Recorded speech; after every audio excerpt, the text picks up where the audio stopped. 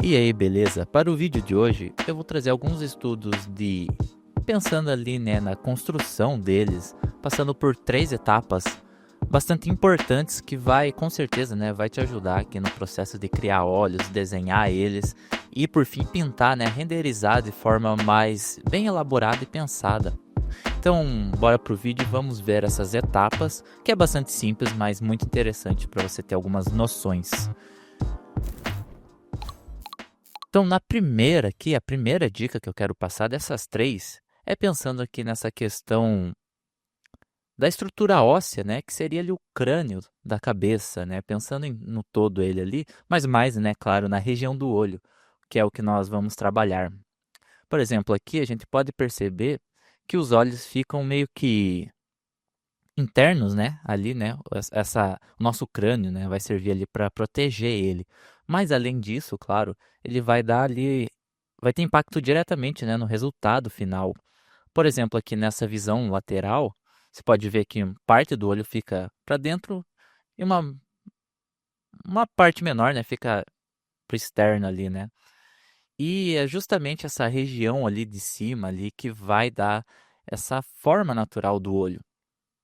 Junto, claro, com a pálpebras, né, que eu vou mencionar daqui a pouco, mas é interessante de notar aqui no esqueleto, né, no crânio, que essa região que fica acima ali, vai ser interessante você pensar nele como um objeto 3D junto do olho, né, para dar essa forma. Eu já vou explicar um pouco em alguns exemplos mais práticos, mas veja aqui, por exemplo, essa forma tridimensional que ele forma, vai ter influência diretamente no final lá do desenho, seja ele estilizado ou mais realista.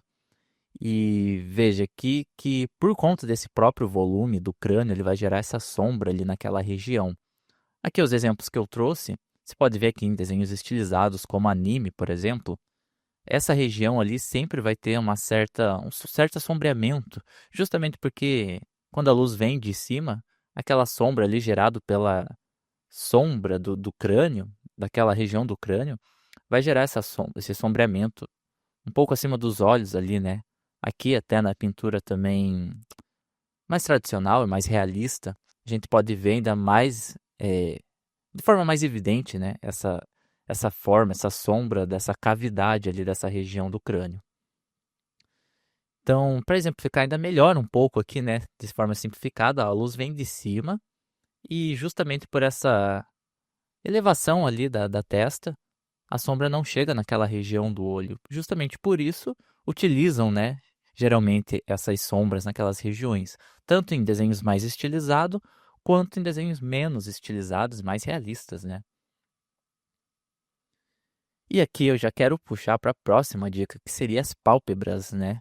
Que, se a gente for pensar em camadas ali, a primeira camada do crânio, fazendo parte ali daquele sombreamento e volume da região ao redor dos olhos, nós vamos ter também as pálpebras, a superior e a inferior, que de forma bem sim resumida poderíamos chamá-la também de moldura, né? Quase como uma moldura aos olhos. Ela que vai dar a forma em si, né? Do olhar, também vai ajudar bastante em casos de expressões faciais. Então veja aqui, por exemplo, tanto no estilizado quanto também no tradicional, a gente vai ter essas pálpebras bem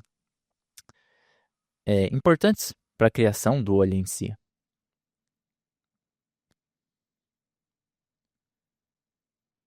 Então, considerando isso, né, a segunda dica que eu já comecei a falar e vou continuar comentando sobre ela, é entender como desenhar ela melhor, né? Porque geralmente o que acontece é que a gente desenha essa forma de forma meio planificada ali, se você for ver, né, em desenhos virados, ficam daquele jeito ali que eu desenhei. Mas o interessante é em pensar, né, de forma tridimensional. Na esfera aqui, por exemplo, eu vou fazer primeiramente uma esfera, que seria o globo ocular, para em cima dele fazer essas pálpebras e criar esse volume. E pensando nesse volume, nada melhor do que reduzir a formas mais simples. No caso aqui, 3 faces ali, né? Eu meio que deixei bem quadradão assim para simplificar a ideia e conseguir transmitir aqui no vídeo essa dica, que seria de criar essas pálpebras pensando em volume E por que não unir, né, junto àquela noção do crânio, que seria essa forma em cima ali, que geralmente tem esse sombreamento mais forte, né, justamente por ser uma cavidade, né. Então veja que dá bastante diferença, né, no nosso primeiro desenho para o segundo. E eu vou aqui uma outra versão também, achei interessante, apenas em uma outra posição, é importante notar que quando a gente movimenta os olhos, muda a perspectiva, né, as pálpebras vão se mover junto. Por exemplo, aqui nesse caso, ó, ela fica totalmente arredondada para cima e mais reta embaixo, enquanto quando tá olhando de baixo para cima, muda um pouco também. E sempre pensando em formas tridimensionais, para dar esse volume, esse aspecto mais, não diria realista, mas mais bem elaborado, né, no próprio desenho. E até achei esse desenho aqui bem interessante para nos guiar, né, nessa ideia de simplificação e pensar, né, de forma tridimensional, que seria ali basicamente criar esse quase uma forma com formas triangulares, né, ali parecendo um diamante os olhos, até remete bastante ao lábio também, né, se você for ver, parece um lábio, os olhos quando fechado. Aí eu vou cortar ali para criar essa cavidade ali das pálpebras superiores e inferiores, no caso, né? Então, pensando dessa forma, ó, já também junto com a parte do crânio, a gente já consegue considerar formas mais tridimensionais, né? Planos em diferentes perspectivas e poses, né?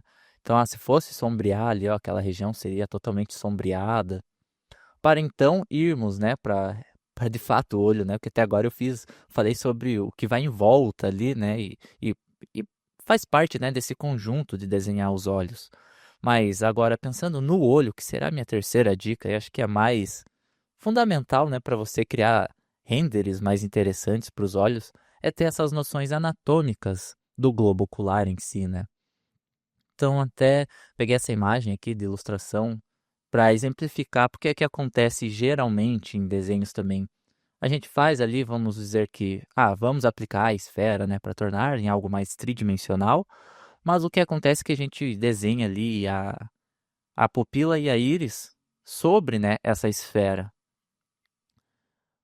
como se fosse pintada sobre essa forma esférica, o que realmente não é, né, não funciona assim os olhos, a anatomia.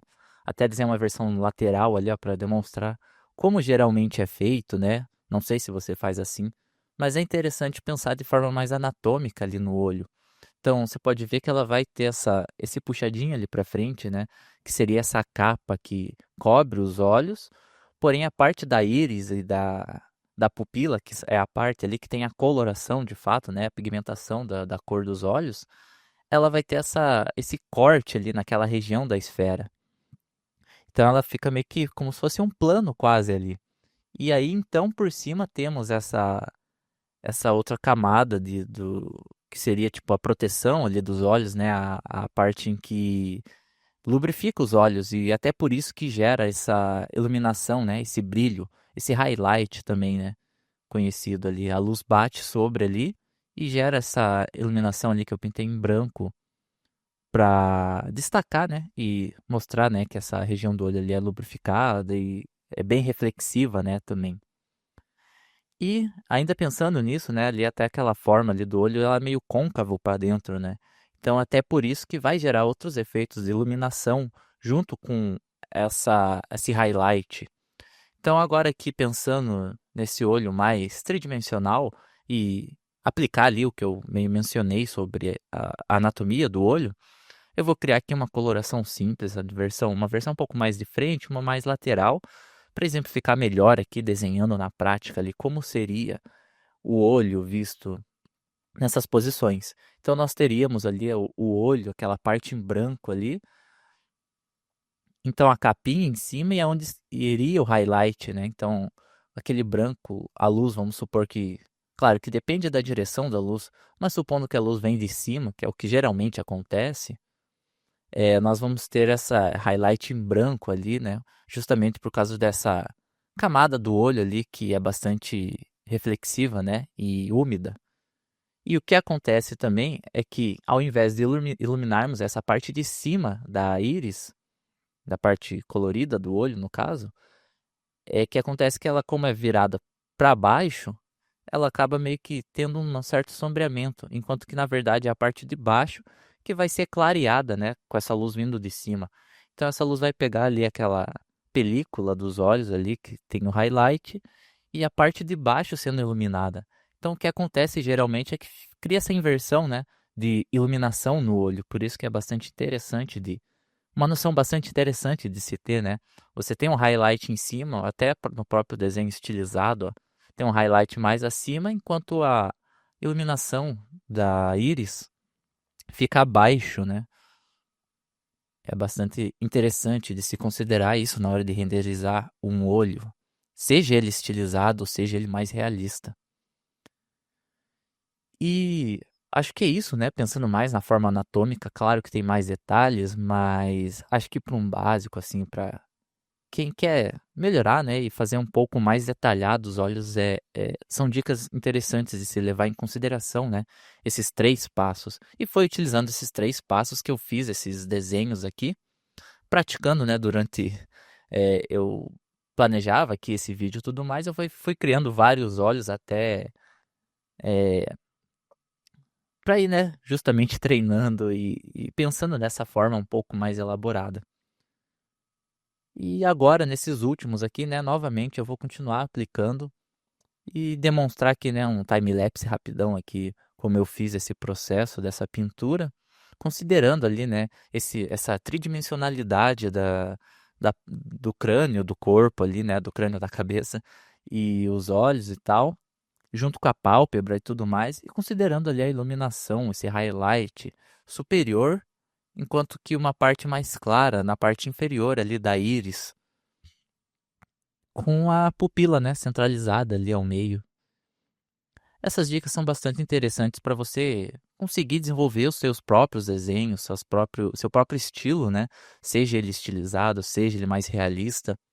E você pode, conforme você vai dominando essas noções, né? Seja anatômica, seja de fundamentos de volume, forma, para você conseguir ir criando seus próprios, não ficar refém de copiar, né, que acontece geralmente, principalmente em animes, né, tem muitos modelos de olhos pronto, e você tendo essas noções anatômicas e tudo mais, você consegue estilizar e criar suas próprias versões, que foi o que eu fiz aqui. Eu, no máximo, usei em algum exercícios ali, algumas referências de fotos, que é bastante interessante, né, de se basear em fotos para capturar essa questão da iluminação, volume, e dando um próximo passo, né, na estilização. Então você pega um anime, um desenho que você curte, que você gosta e tenta, né, replicar ali o estilo daquele desenho no seu próprio agora, com essas noções. E é bastante interessante, né? Então, espero que tenha te ajudado de alguma forma com esse vídeo. E deixe aí seus comentários, o que você achou, o que você gostaria mais de ver aqui no canal. E por hoje é isso. E valeu e até a próxima.